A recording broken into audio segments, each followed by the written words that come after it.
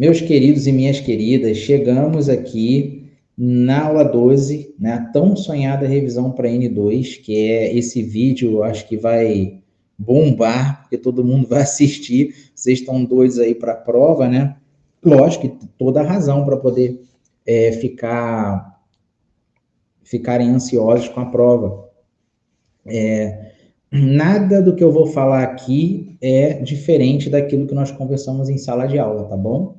E vocês que estão acompanhando esse vídeo, que não são meus alunos, podem assistir à vontade esse material da aula 12, que é uma revisão, é um curta que nós vamos fazer aí da segunda etapa do primeiro período de 2023. Está ajudando muita gente, né? Eu já recebi mensagem de pessoas que não são meus alunos agradecendo para revisão de prova da OAB ou outra faculdade também, que se vocês que estudam em outra faculdade estão precisando fazer um resumo, e esse material depois vai ser editado para um e-book, tá? E é bom, que ajuda. Vamos fazer rápido para a gente não ficar cansado, né? Porque é revisão, vocês já sabem, a orientação que eu passo para vocês eu destaquei, são 35 slides, mas eu destaquei os pontos mais importantes para a prova. A gente vai falando sobre isso de uma forma mais dinâmica, tá bom? Estudar litisconsórcio, intervenção de terceiros, petição inicial, contestação, revelia e sentenças. Caraca, mas é muita coisa, meu irmão. Mas é o conteúdo todo? Não, vocês já têm o conteúdo todo lá, só vão pegar os tópicos mais importantes, que nós vamos falar agora, para focar para a sua prova, tá? Olha, litisconsórcio, eu destaquei lá o conceito, né? A pluralidade de partes. Passou de 2 pessoas num polo, já é litisconsórcio. Tá? Pegaram a visão aí? Passou uma pessoa a mais, ó, autor-réu, não tem litisconsórcio. 2 autores, litisconsórcio. 1 réu, já é o litisconsórcio. 2 réus e 1 autor, litisconsórcio. 2 autores e 2 réus, litisconsórcio, tá? Então, isso é com relação à quantidade de pessoas. Pluralidade de partes é um litisconsórcio. Quanto ao polo, se é polo ativo, é autor. Se é polo passivo, é réu. Não tem mistério. 2 autores, litisconsórcio ativo. 2 réus, litisconsórcio passivo. Litisconsórcio misto ou bilateral. Trata-se de situações em que ocorrem simultaneamente litisconsórcios ativos e passivos. Beleza? 2 autores e 2 réus. Litisconsórcio misto ou bilateral. Fechou? Então, nós vimos isso quanto ao polo. Litisconsórcio necessário é quanto à obrigatoriedade. É obrigatório o comparecimento de mais um autor ou de mais um réu.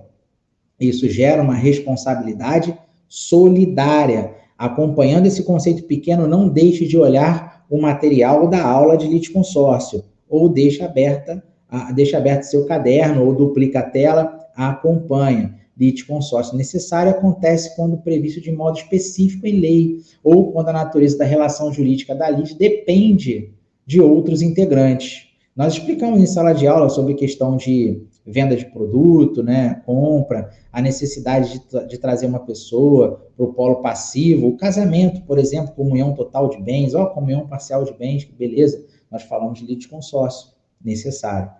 Litisconsórcio facultativo não tem a obrigatoriedade de trazer uma parte para o processo, não é obrigatório, é facultativo. Conforme o próprio nome diz, é facultativo, não é obrigatório. As partes que constituem os polos ativos ou passivos da lide podem ou não compartilhar o seu polo processual com demais integrantes que julgarem interessados à demanda judicial. Então, não tem a obrigatoriedade. Quanto à igualdade de efeitos, né? Quando se trata de litisconsórcio unitário, não quer dizer que é uma pessoa, não é? Não tem litisconsórcio com uma pessoa. O litisconsórcio unitário é aquele onde a decisão do juiz é única, e aí vai surtir efeito para todos os litisconsortes, tá? Litisconsórcio, ele tem uma decisão, o juiz dá uma decisão única para todos os integrantes do polo processual que foi constituído. Dessa forma, o mérito é julgado de forma única e os efeitos operam de forma igualitária a todos os envolvidos. Se é uma sentença de improcedência e tem 2 litisconsórcios ativos, os 2 perdem. Se tem uma sentença de procedência e tem 2 no polo passivo, os 2 perdem. A execução vai atingir os 2 do polo passivo, beleza? Há um litisconsórcio simples, né?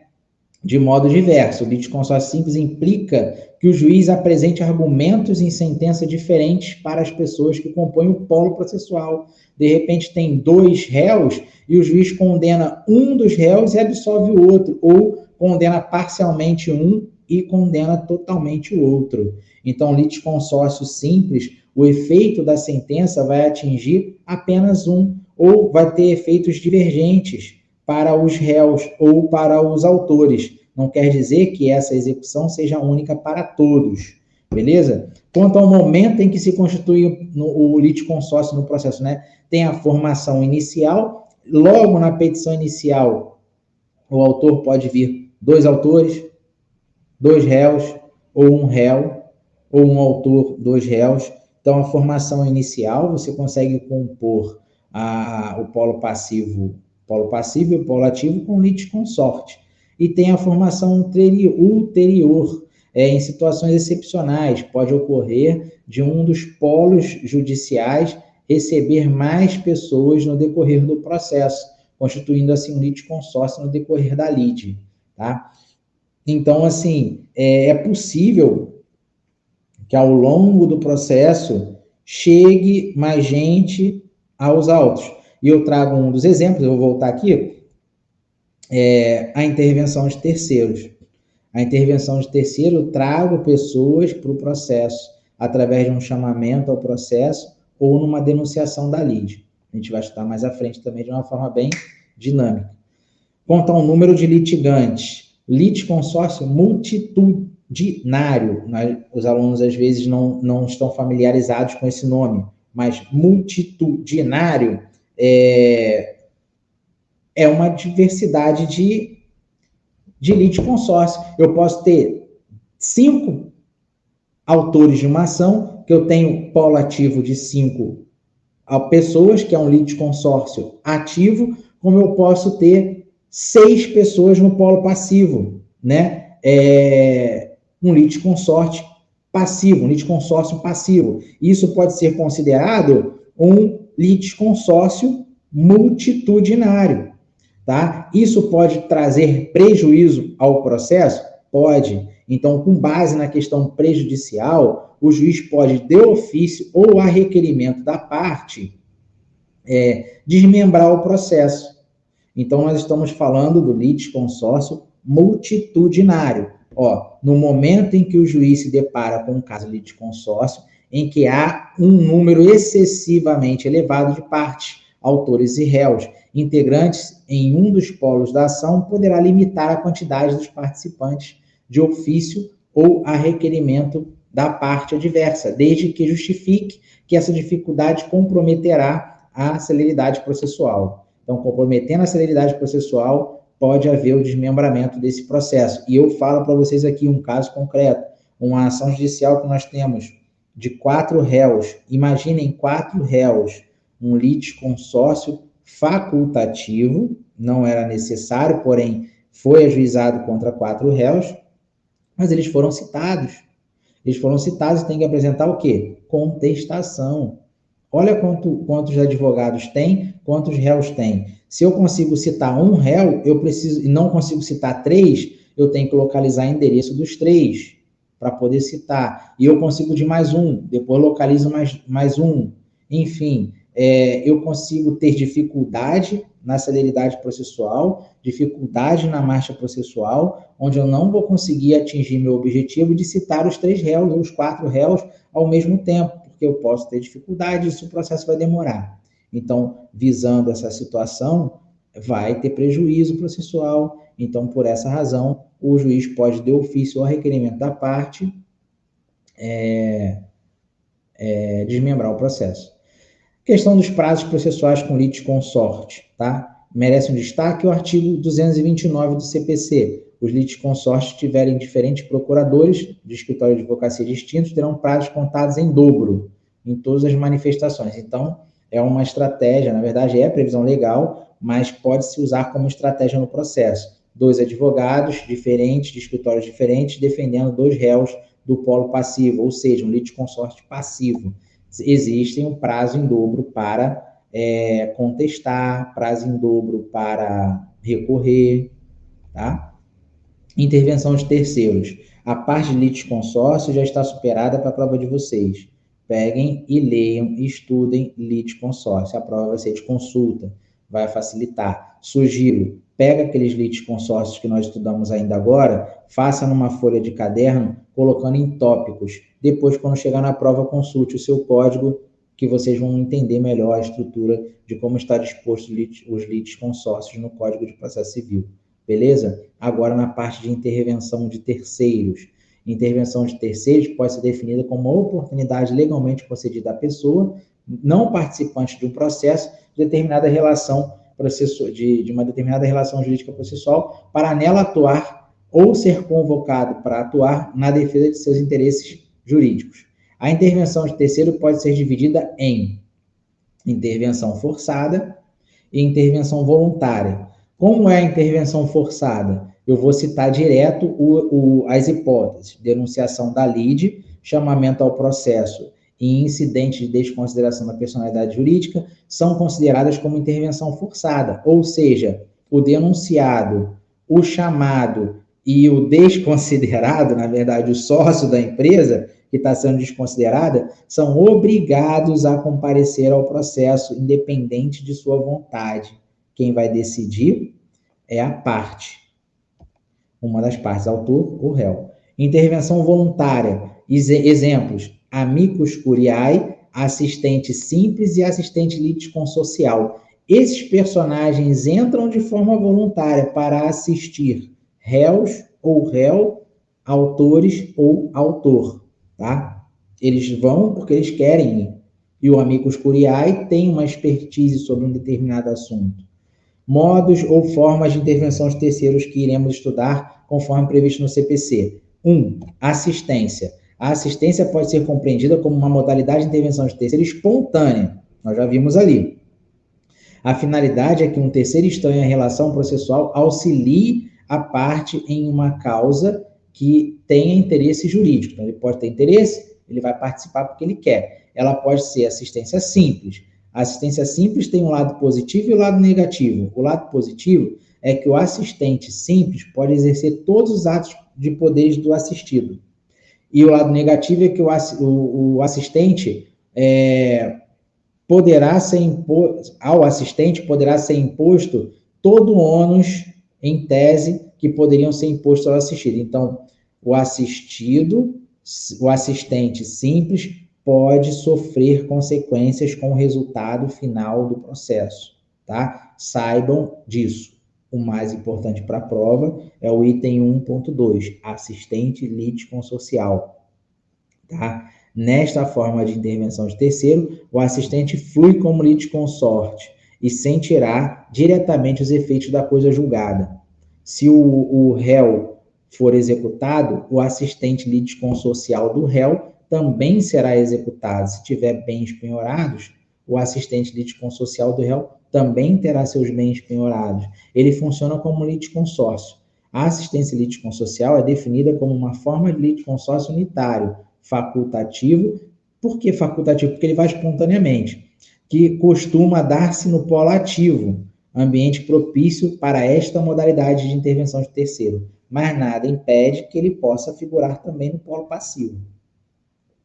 Por que não é mais comum? Porque a sentença vai atingir também o litisconsorte. Então, por isso que é mais fácil ser atingido pela sentença no polo ativo do que no polo passivo, né?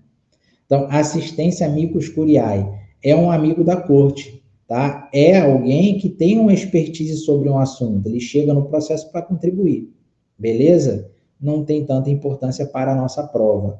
Denunciação da lide. Denunciação da lide é uma forma de intervenção de terceiro que o autor ou o réu denuncia a outra parte, a uma terceira pessoa que não faz parte daquela relação processual, relação jurídica processual, imputando a ela uma certa responsabilidade, como se fosse o seguinte: ei, fulano, estou denunciando a você que você é o causador do problema, eu sou réu da ação, porque você causou o problema, então venha participar comigo aqui. Eu estou denunciando que você é o responsável. Geralmente, nesse pedido de denunciação da lide, quem denunciou pede a sua exclusão. Geralmente, a parte ré fala, excelência, eu quero denunciar a lide para fulano, mas eu não sou culpado, hein?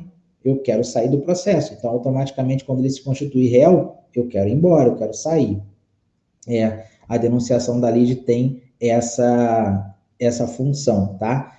Se indica quem realmente causou o problema. Chamamento ao processo. É mais com relação a uma solidariedade. É uma espécie de intervenção de terceiro, tá? Que tem que ser apresentada no prazo de contestação, tem a possibilidade de chamar ao processo outros devedores, que também atuarão no polo passivo da lide e serão condenados na mesma sentença, caso o pedido seja julgado procedente. Note-se que o devedor que quitar a dívida ficará subrogado no direito do credor, podendo exigir dos demais a respectiva cota. Sendo assim, é por meio de chamamento ao processo que o réu chama os demais coobrigados para participarem da lide na mesma posição que ele. Qual é a diferença entre denunciação da lide e chamamento ao processo? A denunciação da lide pode ser provocada pelo autor ou pelo réu. O chamamento ao processo apenas pelo réu. Então, se pode denunciar tanto pelo autor quanto pelo réu. Uma diferença importante que pode cair na prova. Chamamento ao processo apenas pelo réu. Incidente de desconsideração da personalidade jurídica também é um meio de intervenção de terceiro. Muito importante vocês estudarem isso, não só para a prova de vocês, mas também para a vida profissional. Porque a desconsideração da personalidade jurídica pode acontecer a qualquer tempo, inclusive pode ser pleiteada na petição inicial, uma ação judicial contra uma pessoa jurídica, na petição inicial, desde que comprovado o abuso da personalidade jurídica, ou seja, dessa pessoa jurídica, pode-se requerer a desconsideração dela, e assim atingir aos bens dos sócios, ou do sócio, desde que comprovado que esse praticou o abuso em nome da pessoa jurídica. Tá? Então, a desconsideração da personalidade jurídica não extingue a empresa. O que extingue a empresa é a despersonificação da pessoa jurídica. Então, geralmente acontece a desconsideração na fase de cumprimento de sentença, na fase de execução, mas pode acontecer na petição inicial, desde que seja comprovado o abuso da personalidade jurídica. Entrando aí, galerinha, petição inicial, nós já falamos bastante sobre petição inicial, a importância da petição inicial. Eu coloco um conceito bem rápido, nós já exploramos, se atenham no artigo 319 do Código de Processo Civil. A prova vai ser de consulta ao Código e o que vai nortear vocês é o artigo 319, tá bom? Leiam antes de ir para a prova, não vá à prova só com o código sem ler, senão vocês podem cair em alguma armadilha da prova. Contestação.